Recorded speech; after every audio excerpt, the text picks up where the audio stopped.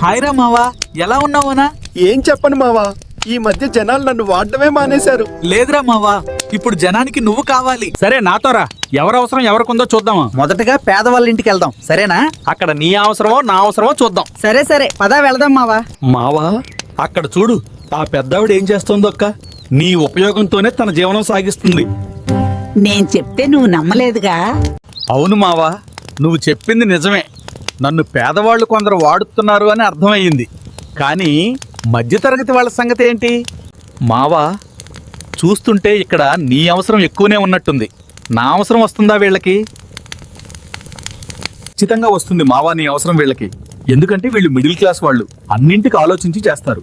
చివరికి ఏది చేస్తే పొదుపు చేయగలమో అదే చేస్తారు. సరే, ఇప్పుడు బాగా డబ్బున్న వాళ్ళ ఇంటికి వెళ్దాం.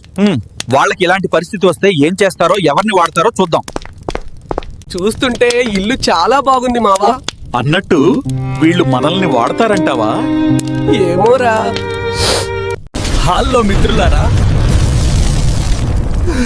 నేను ఇలాంటి పెద్దవాళ్ల ఇళ్లలో ఎక్కువగా వాడే ఇండక్షన్ స్టవ్ ని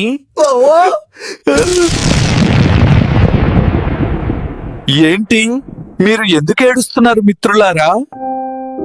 ఏం చెప్పాలి మిత్రమా, పేదవాళ్లు మరియు మధ్యతరగతి వాళ్ళ మమ్మల్ని ఉపయోగించి జీవనం సాగిస్తున్నారు. కానీ ఈ ఉన్నోళ్లకే మా అవసరం లేదనుకుంటా. లేదు మిత్రులారా, మీరు లేకపోతే అసలు మనిషికి నన్ను తయారు చేయాలని ఆలోచనే ఉండేది కాదు, తెలుసా? అదెలా మిత్రమా? నాకు గ్యాస్ కావాలి, వాడికి కట్టెలుండాలి. అవి లేకపోతే మేము పనికిరాము. ఎవరికీ అవసరం ఉండదు. లేదు లేదు, ఎప్పటికైనా ఈ మనుషులకు మనందరి అవసరం ఉంటుంది. కానీ పేదవాళ్ళు మధ్యతరగతి వాళ్లకు మీరు అండగా ఉండాలి. అర్థమయ్యిందా? మనం అందరం ఒక్కటే మిత్రులాయి. మా సంభాషణ మీకు నచ్చితే సబ్స్క్రైబ్ చేసుకోండి అయ్యా. ఇలాంటివి ఇంకా చాలా మంచి మంచి వీడియోలు చేస్తాం. బాయ్, టాటాయ్.